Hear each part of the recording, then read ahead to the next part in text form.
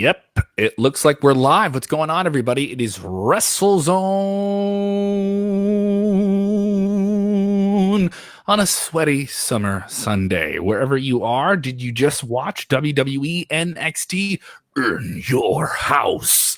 Well, if you did, this is the show for you. If you downloaded the podcast, wonderful. Go ahead and give it a 5-star review on your podcast apps of choice: iTunes, iHeart, YouTube, Facebook streaming live, and now just recently added on Spotify. Just search WrestleZone, and you see, of course, that big WZ, the red WZ logo over there in the right-hand corner. Look for that, then you'll find our podcast. It's pretty good stuff. Yeah, Keith is just joining us. He's pointing around here. Dominic D'Angelo, Pittsburgh, PA. I'm here in Chicago Central Time. And we're literally covering all three coasts of the country right now at the moment: Central, Eastern, and Pacific. He just put on his cool shades because he's so cool, because the California sun is too bright for him. He went big time on me. Comedy Pal, you can see him on the This Is Keith Pazel podcast. Keith Pazel, how you doing, Keith? I'm good, buddy. Thanks for having me. Yeah, Dominic D'Angelo, you are in PA. This show just ended it wasn't even 8:30 Central Time. Ended pretty early. Most of these shows end around 10, but this one started at 6. This wasn't even a 3-hour show, was it? No, not even close. It was like 2.5? Yeah. No, not even close at all. It was like 2.5, if even. It was a little bit shorter than that. And that, I will say, normally I would think that would bother me, but it doesn't. Do you think there's going to be a crowd of people that didn't like that? We'll talk about the show, because I have very good things to say about the show. NXT tends to be pretty consistent, and this is another night where you can think there's a couple of really fun, good matches where they really, I think they're kind of hitting their stride with this no fans thing here. If you're joining us live, don't forget to share the link and tell us what you thought of the pay-per-view. Get your comments on screen. A couple of familiar faces from the crowd here. NXT is the new never a 3-hour show. I'm pretty sure sometimes it's a 3-hour show. Sometimes I've gone to that marker. Well, it's akin to in your house for it not to be long. True. Yeah. He's got you there. What do you think of the in your house element before we get into the actual card? This show had some really fun stuff. Gorgeous. The opening set looked like the old 1990s in your house set. They had people coming out of the garage doors. You had Johnny Gargano literally adjusting a Ring camera that people have on their doors. They even did a shot of that in a match, and a door key even played into a match. I thought this was pretty cool. Shirai leaping off the roof of the house on the set that had like this screen built into it. It was quite extravagant. And when you think you can't put too much sizzle on the steak, it's in a studio. They're doing this in full scale. They're doing it in the Performance Center. This was really fun. This looked like a big-time show, even though there was only a handful of trainees behind hockey boards watching it. Yeah, I like. Yeah, it was. The presentation was amazing. Yeah. Keith, you go ahead and jump first. When we're pitching to these things, I'll pitch to Keith first, just so we kind of know the rhythm. I like first of all, I was excited that I got to explain to people today what In Your House even was. So it was nice going down that road. And yeah, I like the graphics. I like that they had the hotline in the back. They could have had 4 or 5 terrible matches, and I would have just watched all of that stuff. Yeah, especially if you're a diehard fan. That paid off here. Dominic, what do you think of the vibes tonight? They had a bunch of fun stuff with Todd Pettengill too, right?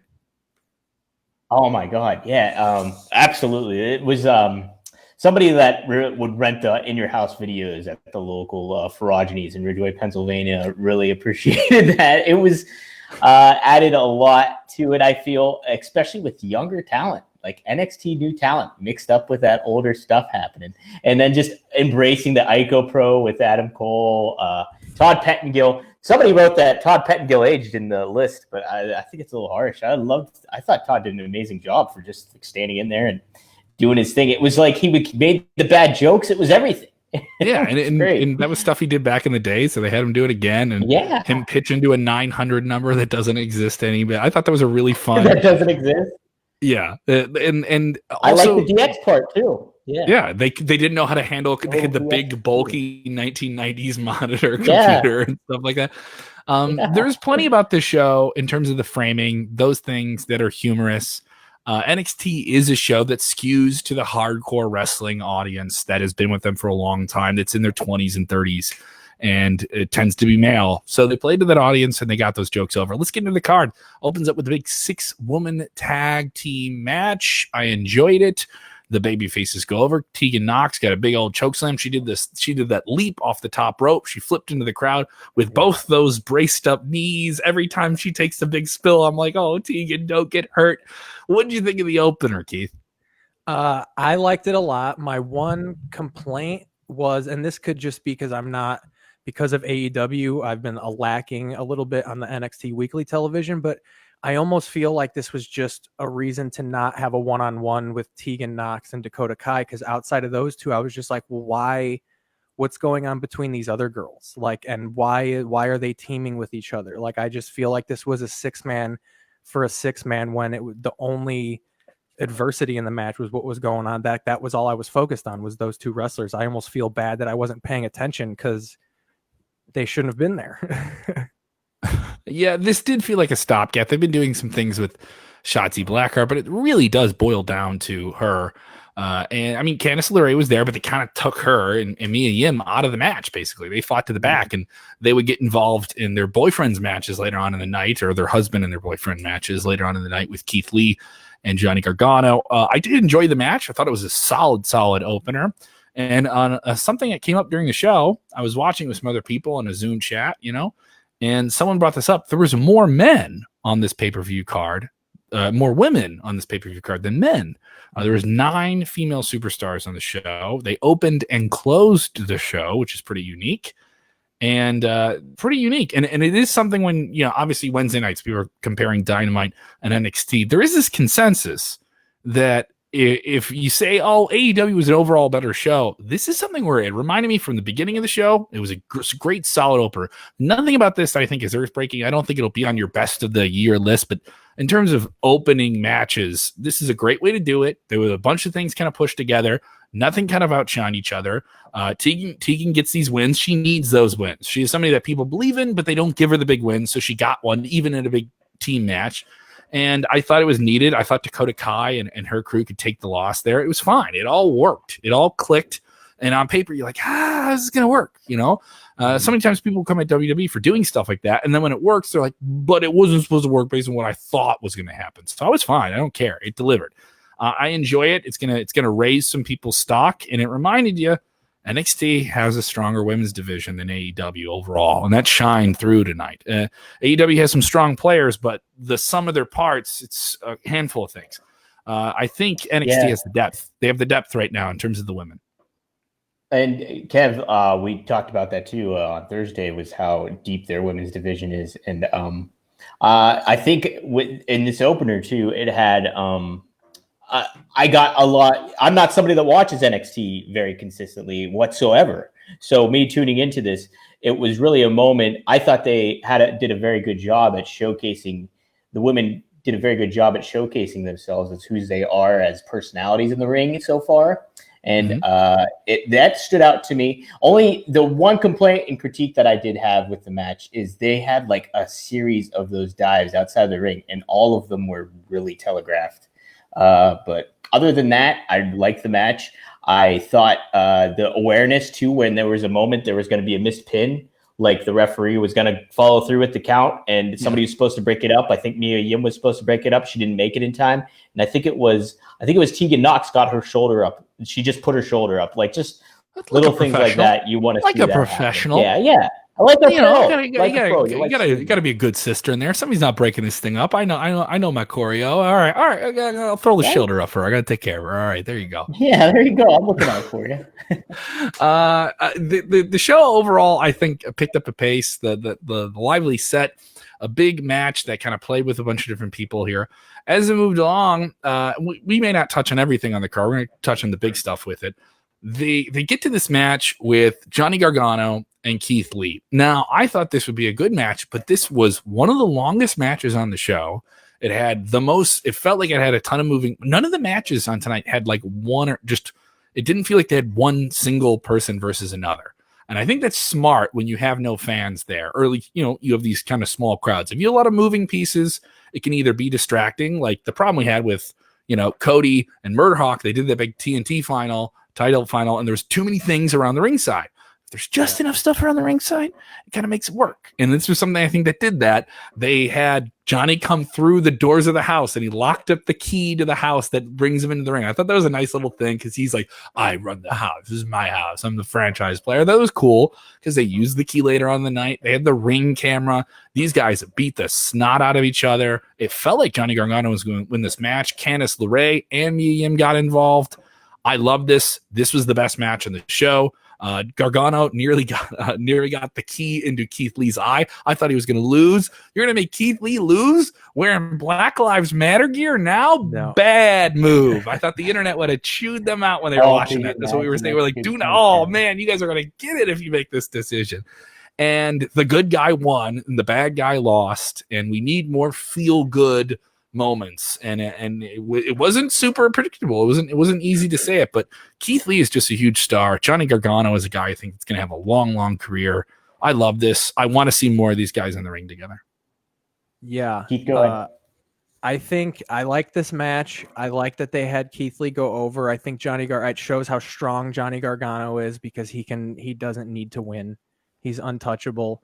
Love the spot when he went through the glass. I think WWE putting the plexiglass up was a big thing. I feel like they couldn't just copy AEW with the noisemakers. They had to do something different.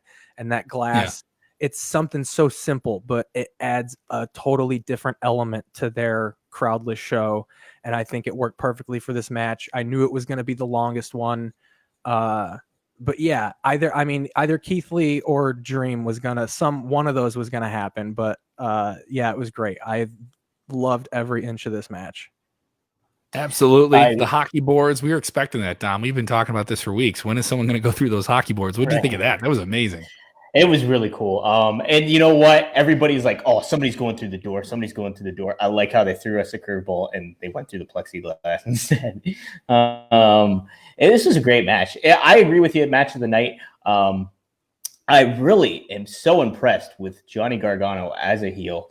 The facials that he makes and just how he carries himself, how he interacted with that crowd, whatever, how small or how, orchestrated it may be. They did a very good job.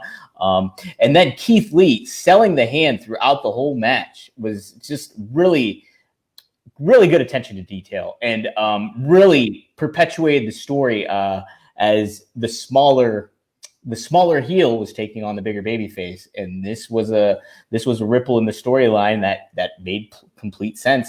And Johnny Gargano took advantage of that throughout the whole match, made the most of it.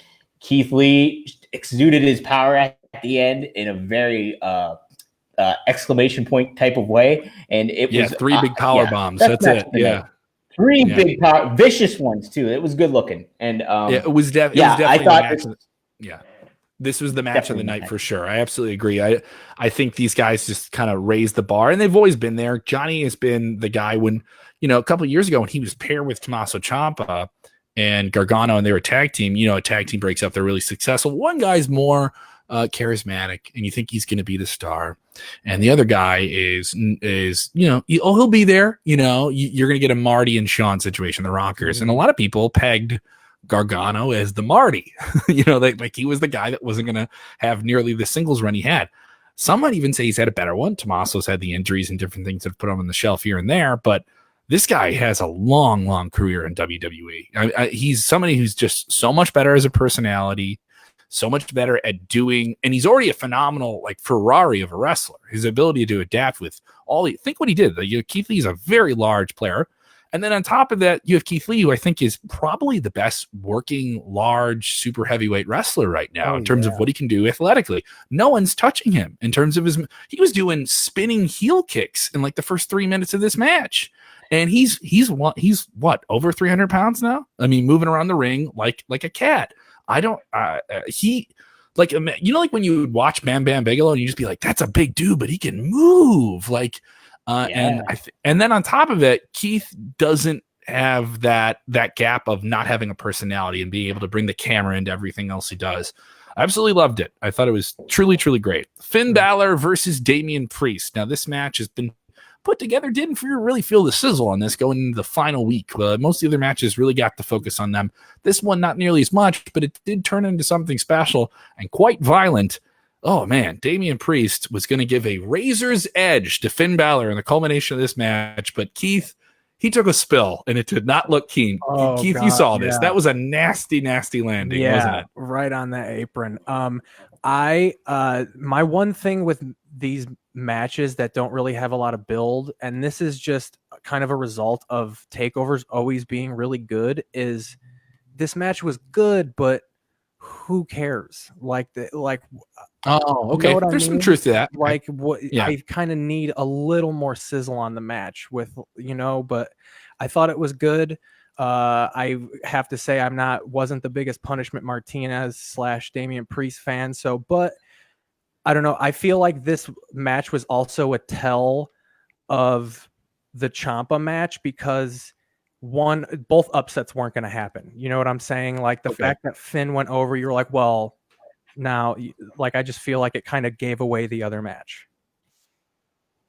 True. Yeah, but sometimes that's just a problem of you having a lot of matches that have these built-in expectations of an upset. Oh, we're going to see some big upsets on the show, and we did. We saw two really, really decisive upsets that have elevated two people, and the people that lost, I don't think suffered much. Mm-hmm. And that was the thing about it. I do get the sense that Damian Priest is somebody that, they want to have something with him and they want to see some fan momentum with him.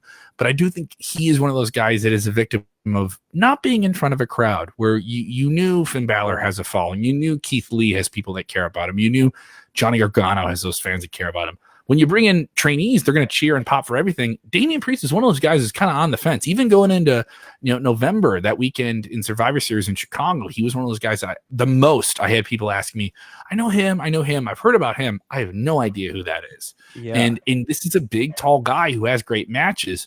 I do think he needs more matches like this to make a point. I do think he's a guy who needs to really dial in that character, but having a great match with Finn Balor can help you out with it. I don't think this sets him back too far. I do think, they have such a great roster of people. Tom, what do you think? Do you think it was the right call? Maybe going with Damian Priest would have been a better idea? I don't think it hurts him. I would have liked to see it, yeah. Because I honestly, though, overall, like, this was such a highlight for Damian Priest in my eyes. Like, maybe it's my Scott Hall bias talking because he did the Razor's Edge a couple times with all that. But overall, overall, the movesets that he has, the moves that he pulled off, it's very storytelling-esque and very character driven. So and like the poses that he did those 3 elbows splashes in the corner that he really highlighted, and it's somebody.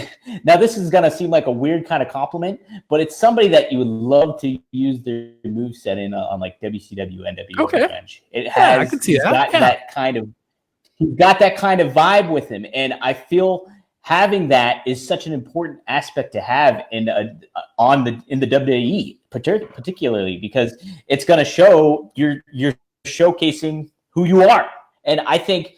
Damian Priest, we didn't hear too much from him. We talked, Kev, on Thursday about how the build to this match wasn't really that good. But overall, you still have these names of Damian Priest facing off against an established name like Finn Balor, and getting the loss. But what we kind of missed, too, at the end, they cut the camera off early. Did you guys see that they had this moment of camaraderie at the end where, like, Finn Balor pointed at him and Damian Priest did the Archer to him, too? That was right at the tail end. The camera missed it, but they were exchanging like some form of respect. In the details. Triple D in the details. Ken Gottlieb texting in here once again, always interactive when we're live, saying, "I see quite the future for Damian Priest. Give him some time." So some people see him as well. Laura The Rock also texting in with us live, saying, Damian reminds me of Baron Corbin. You guys get any? The thing is, like, people hate Baron Corbin, but he is universally hated, and that's why you see him on television so much, because people just want to see him get beat up. That isn't a bad position. To be widely hated by the hardcore fans and the casual people and the whoever's flipping around, it's not a bad position to be in. And if Damian Priest can get himself in that position, he'll be getting some paydays then. This was overall starting to be a really, really strong show, and I don't feel like they let off the gas. I do think maybe the order of matches could have been changed, because as we go on, we don't end. I thought we ended with a really fun moment at the end of the night. The match was great, but there's just something missing as we move to like the second half of the show. I enjoyed where they went with this match. The backlot brawl, the cinematic match they filmed here in the same lot where Velveteen Dream was attacked by the Undisputed Era. We had monster trucks. We had someone pulling up an Uber, fighting through the back seat of the Uber.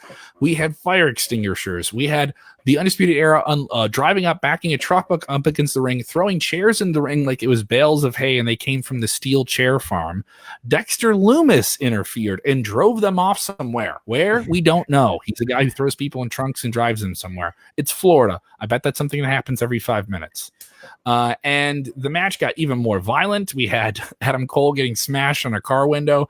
It was pretty cool. This wasn't cinematic matches or something that have become sort of like something expected now on big pay-per-views. Every big pay-per-view since WrestleMania, since the no fans era, has had these. We had Money in the Bank at the headquarters of WWE. We had the Stadium Stampede for AEW Dynamite. We had the Boneyard matches. We had the Firefly Funhouse. We had the Final Beat, which was on television. Some people are saying this is going a little bit too far. I enjoyed this. I forgot it was a pre-film match because there were so many fans around it. So it just felt like, all right, they're just filming this in a different location with different fun stuff. I forgot this is completely pre-filmed because they could have filmed this whole show live last week. Who knows at this point, especially without fans, it doesn't have as live a feeling. I do think having the trainees around there in cars was fun. I enjoyed it, but I was surprised. Something made me really, really think with what we knew behind the scenes that Adam Cole was going to be, was on his way, at least out of NXT. Maybe was bound for Raw or SmackDown. That does not seem to be the case. Hitting a destroyer, a flipping pile driver onto a pile of steel chairs. I'm sorry. You don't get up from that. I don't care if you gave Adam Cole a elbow drop to what looked like his dick. And this was pretty brutal. I liked it. It could have ended the show, and I think it would have been a satisfying ending. But Velveteen Dream fails to win the title and now will not be able to challenge Adam Cole for it again in the future. Does this mean Adam Cole is staying on NXT and Velveteen Dream is going elsewhere? I don't know. I thought of it. I was so excited about this match, and I looked at it from a fan point of view, and I looked at it from a realistic point of view. As a fan, climate wise, I was just like, Velveteen Dream has to win this match. Like, this is just, but then you look at it, he's 23, 24 years old. They generally don't, young guy. Generally don't run with a young guy. So if he does win, he's probably going to only be a transitional champion. And then you have to look at Adam Cole as their guy. He puts on a 5-star match every time. He's a heel, but he gets over. And if you take the belt off of him, you have to call him up because you're burying him if you don't. If you take the title off of him and keep him on NXT, that's effectively burying him. And then if you call him up, you got to call the rest of the Undisputed Era up because that's a money train. You can't end that. And is he willing to bring all of those guys up just for Adam Cole, and then they get lost in the mid-card just so they can be the Undisputed Era on Raw? So I looked at it and I was just like, you have to keep that belt on Cole for a little bit because that Velveteen Dream win has to come in front of people. That will be a earth-shattering pop when he gets that belt. Dom, your take?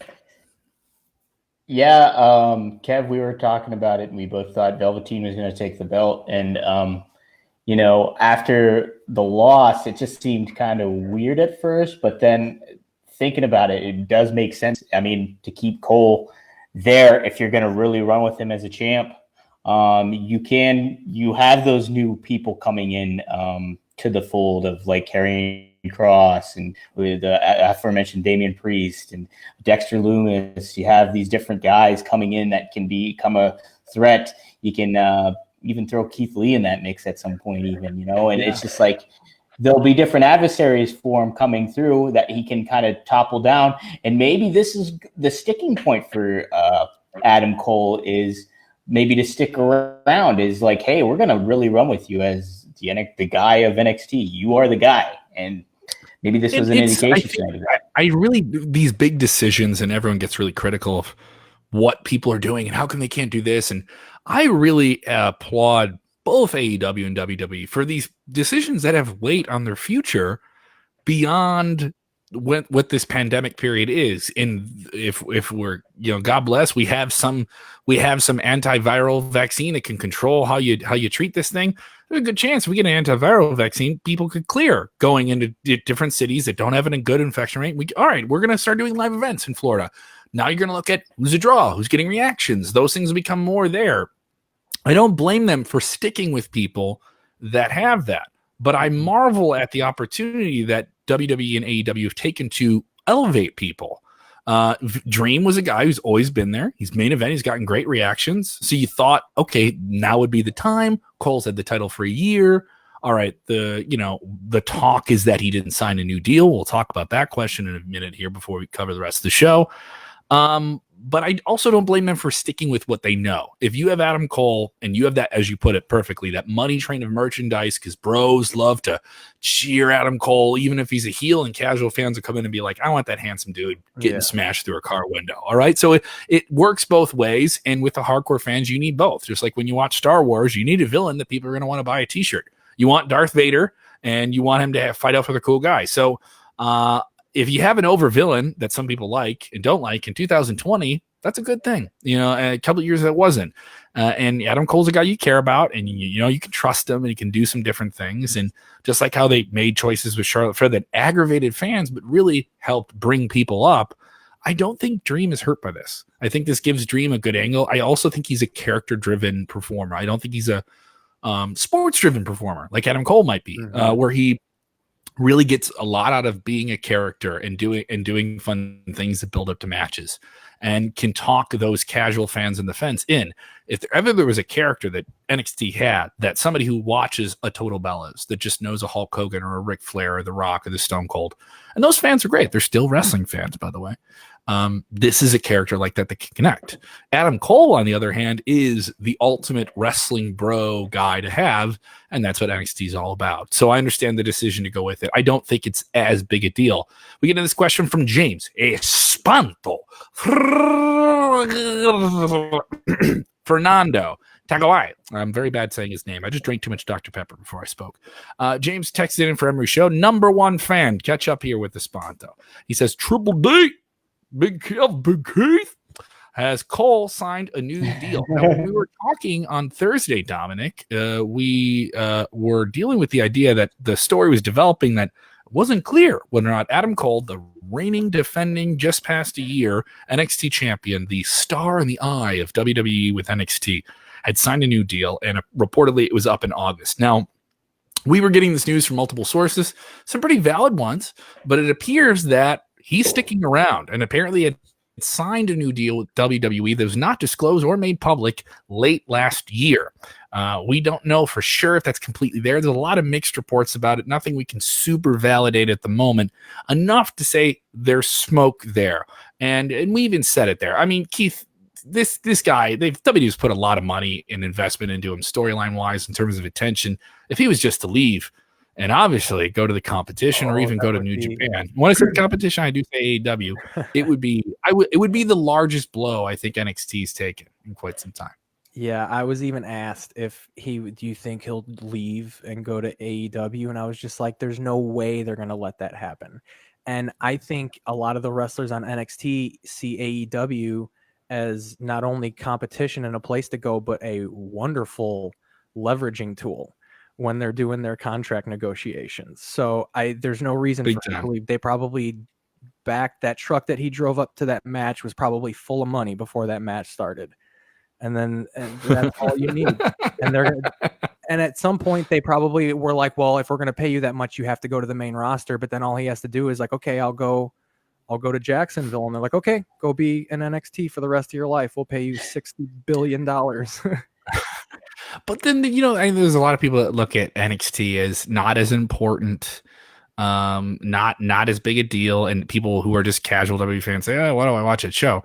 But WWE is a different beast. AEW fights for one specific type of audience and wants to grow that audience for the course of the next few years. WWE spends a lot of different plates with a lot of different audiences. That's why I mentioned Dream is appealing to this type of crowd or this type of person or this type of demographic, and Adam Cole is appealing to a different crowd as well. So I think there's something to be said for having those guys that have their built-into appeal in a company that is a 3-ring circus. We're trying to get the kids, the moms, their teenage son, and everybody They're the wrestling circus. AEW is cutting the they're cutting the fat, saying we're focusing on you, dudes. We're trying to get you and your girlfriend to like this, you know. And I feel like they need a group of people to lure, because we always talk about who's going to AEW, who's going to AEW. Well, if you can lock in the Undisputed Era, maybe in a couple of years, MJF goes to NXT. And you need those pieces that are like, hey, come over to our side. We got Adam Cole. Like, you want to go against Adam Cole, you can only do it here. It's true. And it's about, I think too, in a lot of ways. Go ahead, Dom, get in there. Okay, I think too, in a lot of ways, WWE has kind of set that self up. I know when, you know, the draft and all that stuff occurred, they were really pushing NXT as the third brand.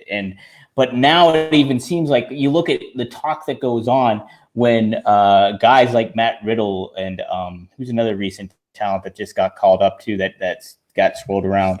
But there's Dominic Dijakovic is expected to go to Raw at some point here. Correct. So you guys, that creates buzz. You know, that's newsworthy when that happens, because those are two different brands. Those are two established brands. And I think NXT is a far better brand than both of those right now as a wrestling product that gets put out. But right now, WWE isn't helping themselves by making that news as okay, oh, hey, Matt Riddle's going to SmackDown now. But it's on a bigger show. It's on a bigger platform. And to get that, I don't know if it's necessarily a good or bad thing. AAW NXT is kind of the competition with one-on-one, obviously, but like it's just something that a table that they set for themselves right now, and they don't seem to be changing that. Like NXT they're still making that seem like the lower level. You know what I mean? I don't Does that know. make sense? Yeah, but it's also resources. It's like, hey, if we have an audience of between 2 and 3 million people, that's just rated. It could be much larger, you know, just with the way televisions work. Fox is their biggest TV show right now in terms of reach week to week. And I understand putting something there that's new, that you think could be fresh. You don't have a Roman Reigns. The pandemic has created a lot of different problems. You're not going to have an Undertaker on every week. John Cena is a guy who's not going to be there every week. You need to develop some new stuff. You need to store up the shelf. So I think bring Riddle over there, a guy who can get an entire crowd to chant "bro" and has the main, you know, he has some crossover appeal with UFC fans. Remember him, and if you have him on Friday nights on network TV, it's just a smart move. I thought of the moves from the roster to another one that may have been the best. The Charlotte one, let's see. We'll get into that. Karrion Kross, he has been the biggest debut in WWE in the past year. He's gotten quite the sizzle put on him, a very well-produced entrance. Scarlett Bordeaux also joining him from Impact, had a long journey just to get out of Impact to get on TV. He's been fed the jabronis for weeks. He laid out Tommaso Ciampa, so here's his match. It is all predictable on paper that Karrion Kross would win this match, but guess what? I still like the way the paper read. Keith, what did you think of the next big glorified squash match we got?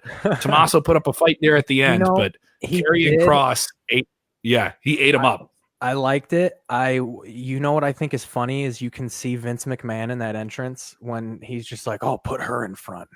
Have her walk in front." But I love the theatrics of it.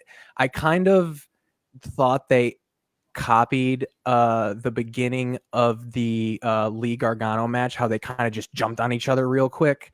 But I like the way it went. I like that it was clean to really put him over. Again, like Gargano, Ciampa is untouchable. He can take a loss. I would have liked it to go a little bit longer, maybe throw him around a little bit. But yeah, I liked it. You knew it wasn't going to be as long just because the Lee Gargano match went 20 minutes and then you had 15 with Adam Cole and Velveteen Dream. I was actually really when the Keith Lee Gargano match ended, I was looking at the clock and I was like, how are they going to time out the rest of this show? Like I usually have it mapped out. And then, I was expecting Kross to win, but the shortness of it shocked me and I didn't hate it. No, I didn't either. Because I mean, everything about Kross is supposed to be shocking. He's the new Brock Lesnar. He's the new, but he's your new Thanos, man. He's your new monster that comes in. AAW, yeah, dude. He was big in AEW. You saw him there in Chicago a handful of times. Keith, I think you and I went to one show that he was on. Yeah, I think I saw and And I think, Dominic, you have been able to speak with him, and so have I. This guy gets the other side of the page. He's not just like, I'm a big guy who's really strong, I don't want to come in and wrestle. He has a tool shed of talents that go well beyond wrestling in terms of his ability to craft a character, perform it, deliver dialogue off the page, which is something that not a lot of people coming into WWE are able to do. And he did. He had some, screen acting appearances, different things he's done that's stunt oriented. So he's been around camera, knows how to frame to the camera. And from Impact, he's one of those guys that came over from Impact where I felt like, oh, he really gained something from being in Impact. He knows how to really set up everything he's doing on camera and really sell the face. He could say everything with his eyes and never use his words. And then on top of it, you have Scarlett, who is they're putting her out there to be the smoke show, to be this devilish woman that is next to him and says, "You're all going to die. And look at me scamper and hold the leg of the barbarian who's going to destroy you." There's not a ton of original things in terms of what they have as an act, but it all plays together perfectly. There's other people like Karrion Kross. You might even say Damian Priest is the same thing. Mm-hmm. The fire and everything with him, and I'm kind of cultish, and you have the dark. You have a lot of that aesthetic, but what is it about this guy who's a monster and this super hot girl that clicks? It all just works. And I think Scarlett really helps too. She knows where she is on camera at all times. She's not just another hot lady who got into wrestling. She is much, much more than that. I have some bias. I got to talk to her. She was coming up in the business, and she got it right away and understood where to be and why her presence and the physical thing that she's going to offer on screen really complements his entrance. He's not just this big dude that comes out. Like, it really, really helps with everything he does. And we haven't even said anything about Tommaso Ciampa as one of the franchise players of the company. Right. I mean, This is the expectations with Kross have been really big, and I feel they're being met.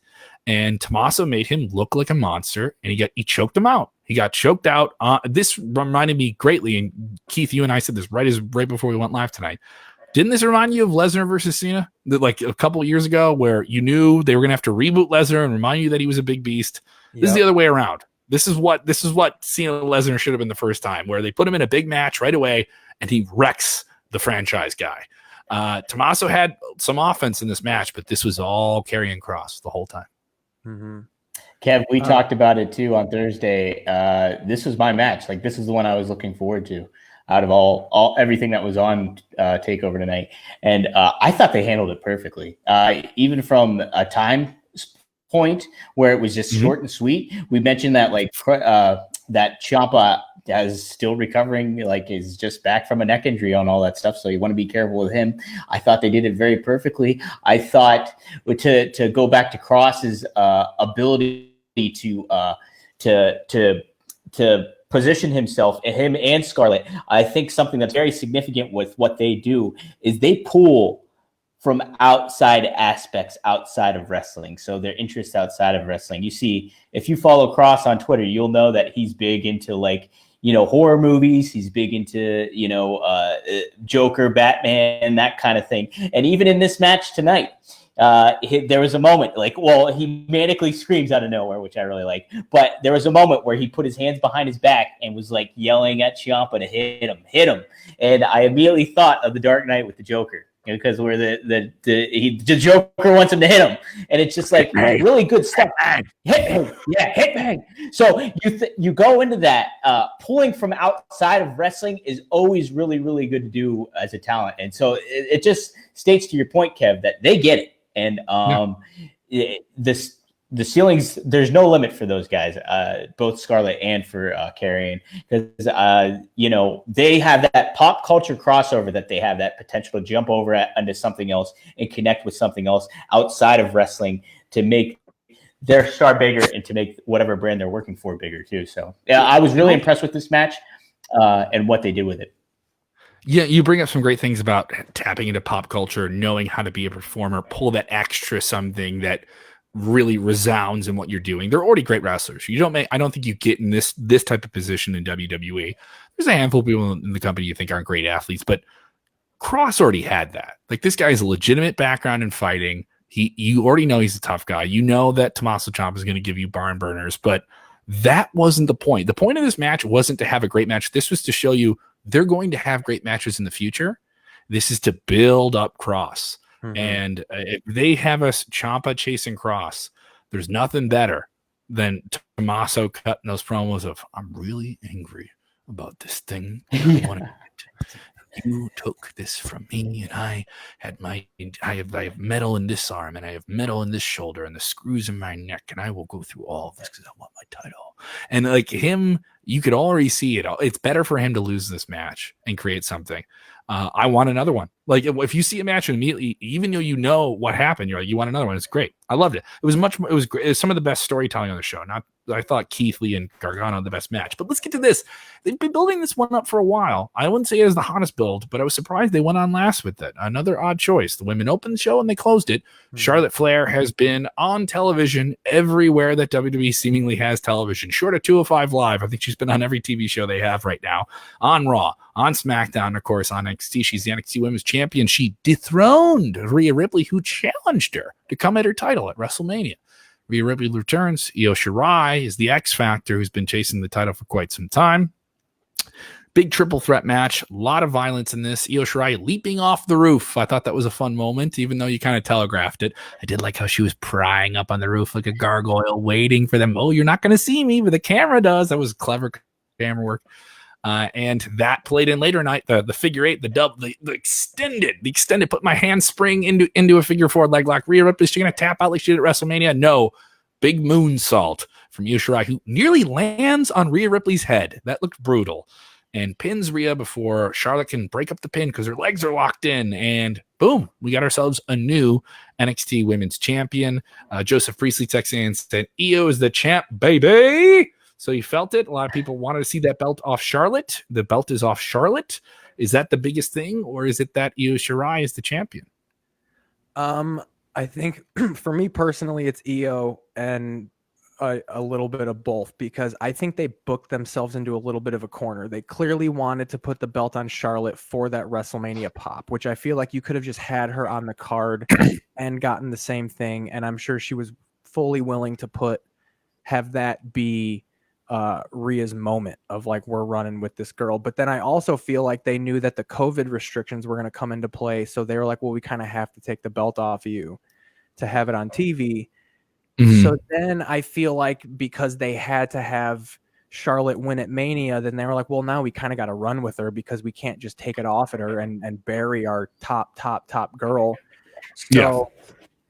So that I feel like they kind of just had to do it this way. And that's why it felt kind of like half rushed, because the only build you have is Charlotte versus Rhea, but then Io's great. And I thought about this during the entrances. What's so great about Io Shirai is there's not one thing you can look at her and be like, I know who that girl is. Like Charlotte's there's some mystery. Yeah, there's some mystery to her. Yeah, Rhea, Charlotte is the queen. Rhea loves Slipknot. Like you look at those, you're like, that's what these girls do. she had the eye lenses in. She really visited. She ordered from HotTopic.com before the show started. Yeah, you see Io Shirai come out, and you're like, okay, this is like British house music. Okay, and then you're like, all right, she's just running around screaming. Like, okay, and then you see her wrestle, and you're like, all right. And it's weird how she puts together, like, her gimmick is kind of she's all over the place, and it's just so awesome. And I'm so glad that they've kind of finally got a champion that I feel like they've always kind of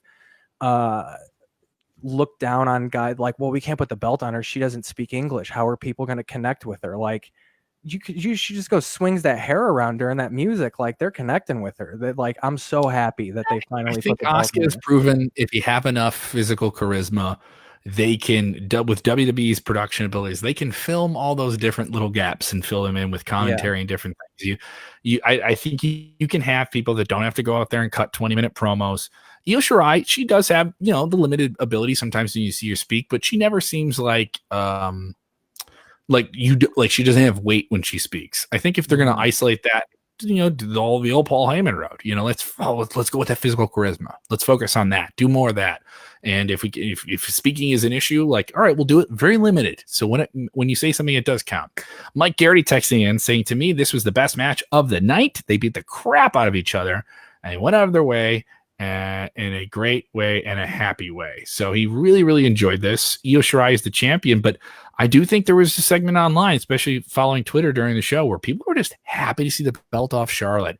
I don't know where Charlotte, who a lot of people agree is one of the best wrestlers in the world, became such a divisive figure for fans. But I understood where WWE kind of got thrown some big curveballs, the pandemic. Then Becky Lynch is, on the shelf, so off having a child. And they don't have Ronda Rousey. So I understood what they were trying to do here. Is it going to be the thing that really, torpedoes, or rather rockets the career of Io Shirai? That is to be seen.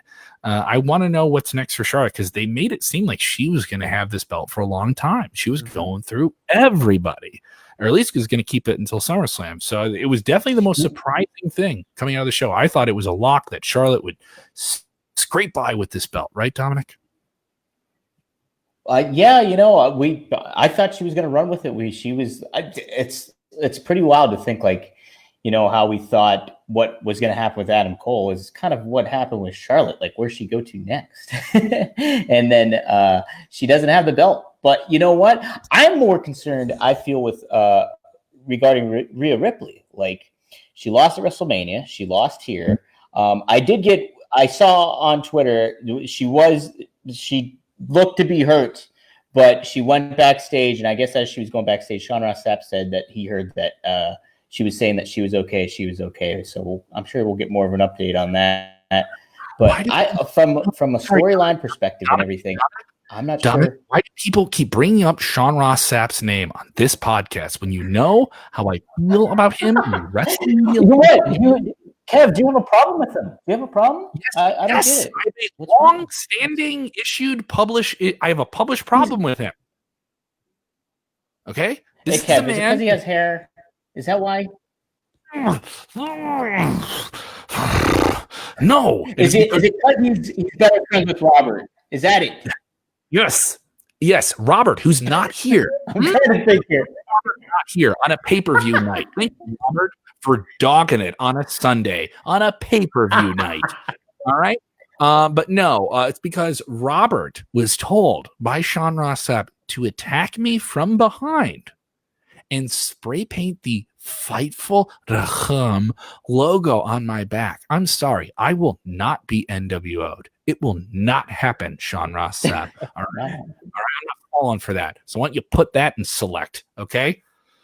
All right. Did you have fun talking to other people? Damn. All right. So give us your take here overall of NXT TakeOver 1 to 10. That's our scale, Keith. We do the 1 to 10. So you do have some level of interpretation. We don't do the Roger Ebert thumbs up, thumbs down, thing. Right. We give this a different take here. Not the Papa Dave Meltzer 5-star rating, which some people think is way too much of a sliding scale in one way. Really, you get to focus on this. Saul's texting in. He gives it a 7.5 out of 10. What do you give the whole show overall? I was going to say a 7. I didn't know we were doing halves, but I was going to say a 7 because it was a good show, and it was good for what it was, because it's an in-your-house, so it can't really be a barn burner, because in-your-houses weren't supposed to be that. So I thought that, and but then I thought it kind of waned a little bit as it went. They didn't maintain that same takeover energy that they normally do. So that was what didn't put it past 7 for me. Mm-hmm. Dom, what do you give it, buddy? I think I'm going to give it an 8.4. I liked it. I liked it a lot. I thought overall, like, I agree. The main event kind of was like iffy in a lot of ways, but it's great. Still a big story developing with. Yeah. There was other things and that felt wrong. But a lot of it, everything all together as a package, even the cinematic match, I liked it, for what it was and the vibe that gave off.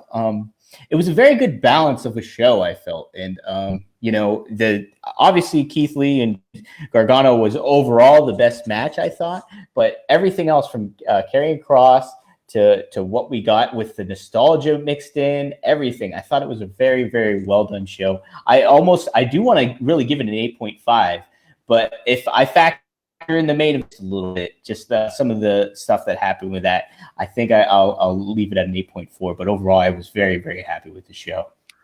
I will take a stance and say, I know I've said some critical things to the show, but I found myself after it ended And I was watching it with a group of people. We were having fun. We're talking about different things in the ring. We were, chatting up all the other here's this, here's that wrestling stuff. And maybe it's a circumstance. Sometimes it's a circumstance you receive a show outside of the ring. A lot of things going on in the world. So sometimes you just want a good wrestling show, and that adds sometimes circumstantial pressure to a show. And as if WWE doesn't have enough as it is, without even having fans at their shows for months now. Those things aside, those are your even pre-1 rating numbers. You look at what you are in a Sunday going into a Sunday. I thought WWE knocked it out of the park. Everyone wants to be critical of what they do on Mondays and Fridays. This is still one of the best in-ring wrestling products in wrestling. A lot of other shows are trying to do other things.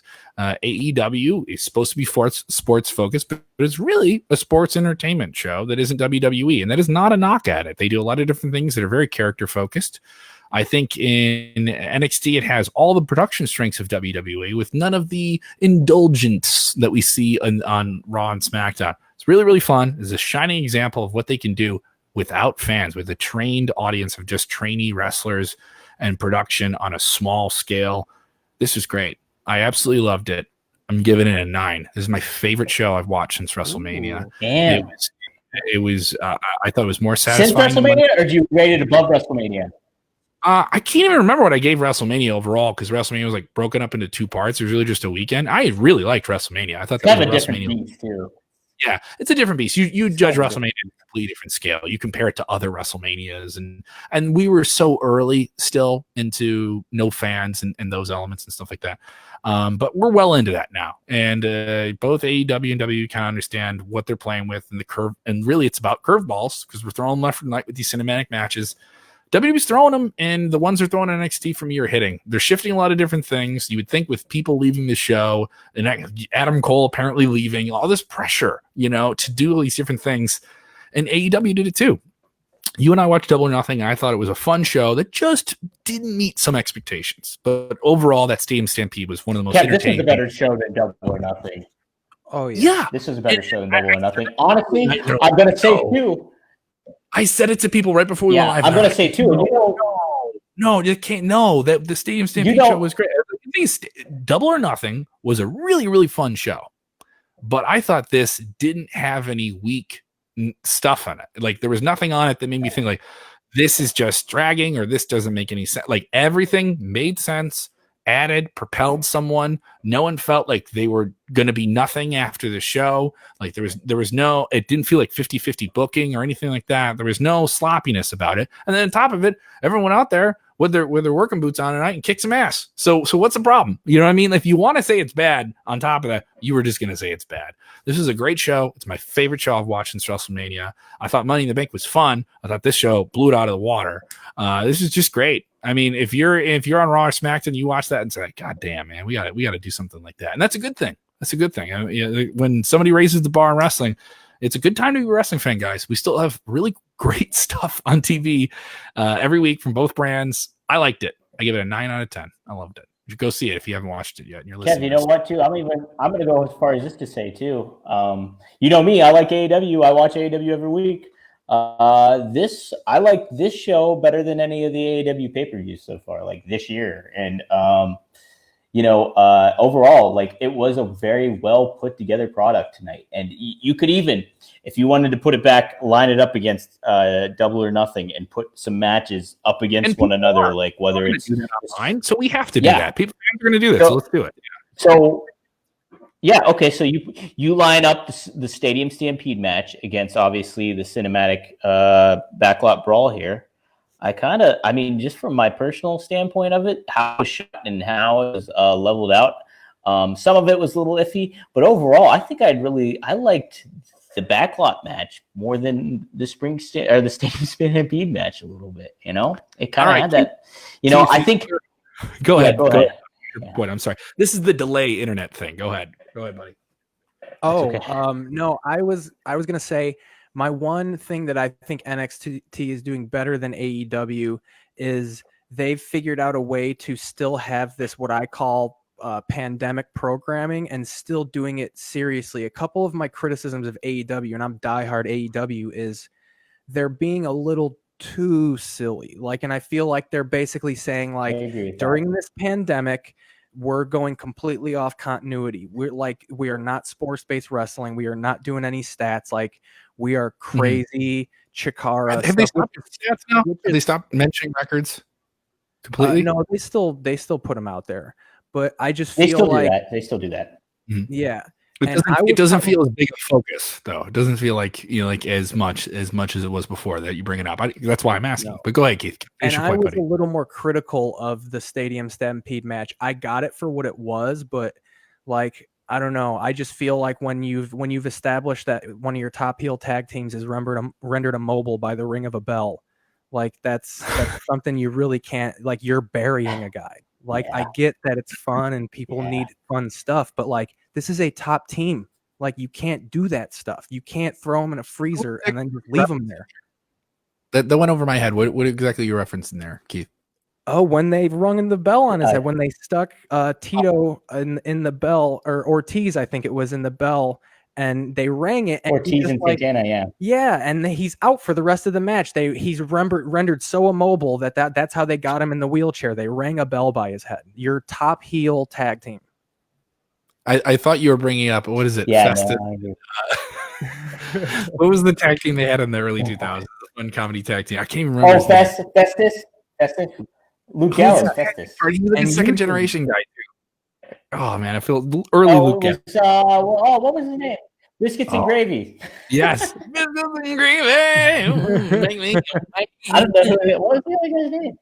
Yeah, they were fun. They were fun mid-card act. He would ring the bell, and Festus would be kind of like vegetative as he walked down to the ring, his big 7-footer with a bald head, and they'd ring the bell, and then he'd become just a wrecking machine, and then he'd just take out everybody on the ring. It was quite something. I think I get what you're saying. That the things are there. I still think AEW has a great show. There are some fair things you're bringing up there. I liked Stadium Stampede. I thought it was the best thing on Double or Nothing. It was such a risky thing. They took all the risks. Memorable.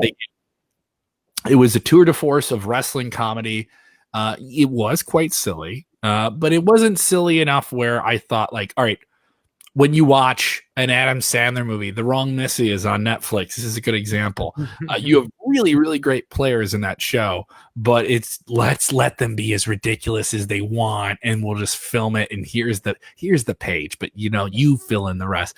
There's sometimes with AEW where I really feel there is this hands-off approach that lets everyone do what they want, and that's the fun thing about it. But there's this extra negative. You can get a steak, man, but if you don't cut off the fat still shows. Sometimes people aren't going to chew the fat. And there is some times when you watch something in AEW and there is there, but it isn't as big a glaring thing. But when you make these comparisons to how serious NXT takes their stuff, and then you still get humor, you still had Todd Pettengill, you still had DX backstage, and it didn't take away from anything, and you didn't have those elements. And it's kind of surprising because when AEW came in, it's like, oh, we're going to have all that, but we're sports based. It's always interesting. NXT tends to be so much more in-ring focused here. A lot of different things to look forward to. We'll be back tomorrow night after Monday Night Raw live there. So Monday Night Raw, we stream live. Tuesday afternoons, middle of the afternoons, we'll have your notifications on. Wednesday nights after AEW and NXT, which we talked about quite a bit. And then Thursdays, we do a kind of wrap-up show for the whole week, kind of talking about everything going on, taking your questions, and so much more. You can listen to it anytime you want on our podcast feed. Search WrestleZone. Some feeds it's coming up as WrestleZone Radio. On iTunes, it still comes up as WrestleZone Radio. But search WrestleZone. Look for that big red logo up there in the corner with the WZ. We're also available on YouTube. We're trying to grow that up. And, of course, here on Facebook, where a lot of people enjoy the show. Share the show. Hit the like button. Let us defeat the algorithms of Zuckerberg, who this week threw one of my friends off Facebook for sharing things that major news sources are sharing on Facebook. So let's try and keep our face here as we're moving along into what I assume will be a very peaceful fall with an election year coming up. I don't think you're going to see anyone arguing on the internet at all. It's going to be a very pleasant time. Everyone's going to get along. We're all going to shake hands. We're going to have hand sanitizer, and then we're going to shake hands, and it'll be bad that we shook hands. Keith, you have a wonderful podcast that is kind of in the realm of us riffing on everything in the nerd world. Tell them about what you're doing on the podcast front. Well, I got one called Journey into Nerdery, where me and my other buddy Kevin talk about that week's comic book haul, any of the nerd news that's out, and then I also have another podcast called This Is Keith Pazel's Podcast, where me and one of my other stand-up comedy buddies, Adam Kross, sit and watch TV together, and we essentially do live commentary / just piggy off the back of whatever we're watching. It's just two people smoking weed and watching TV, essentially. Adam Kross, the best way to describe him for people that haven't heard him, is your dad's really smart friend who, whenever you see him over, you just want to sit and talk to him and hear stories. Adam Kross, he's an incredibly wise guy. He's seen every cool band that you haven't seen. He's seen the band. He's seen them live and probably hung out with them. And on top of it, is incredibly hilarious and will cut you down and make fun of you. So I'm looking forward to the podcast to catch up. I have a couple to catch up with. And sometimes I find myself listening to the podcast. This is Keith Pazel. And I'm listening and I like it because especially in quarantine, it's the perfect thing now that you've done because everyone has a format. You just said, well, we just need to feel like somebody's there. So you just need it's just your funny friends riffing on something. I always tell on paper. I was just like, dude, I was like, he's like, how many people listen? I'm like, people are listening while they mop their floor. That's all you got to worry about. We're just people's floor sweeping entertainment. Yeah, we understand you're doing busy work. I'm going to the garage. I don't need to go to the garage. When am I going to the garage? I'm going to go to the garage. So I feel like I'm doing something today because I already did anything and I work from home, quote unquote. So yes, when you pretend to do things and make yourself productive, listen to the This Is Keith Pazel podcast. Dominic, we're quite busy on the WrestleZone front here. We've been breaking a couple big stories this week. Do you have something big in the cooker coming up soon here? I have an interview or two happening. I usually don't like to reveal my hand until we actually let it loose. But I got a couple things in the fire that are happening, and it's just everybody overall. Kev, dude, it was your birthday yesterday, and I think that should be recognized. I don't know. Happy birthday. Yeah. Yes, it was my birthday. 24, the big 2-4. Wow. Thank you for giving me years I don't have anymore. Thank you for giving me years I don't have. I appreciate that. Just amazing, Kev. Yeah, I went bald at 18. This is what happened to me. Here I am. I'm a young knee cracking, knuckle cracking, neck cracking, hip cracking. My whole body is cracking 24. I appreciate that. Yeah. But no.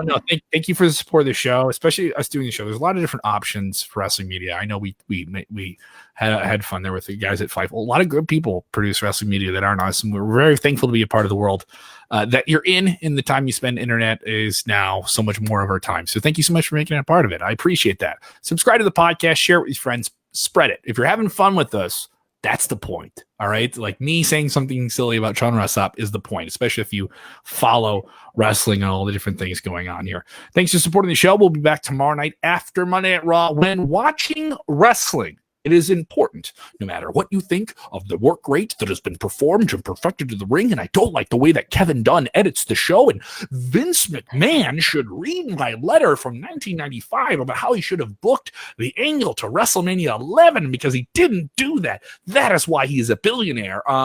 You can go down that wormhole, but when you're watching wrestling, Keith, this is important. Sometimes Keith, I want to tell you to do this too. Okay. Dominic, what do they have to do when they watch wrestling?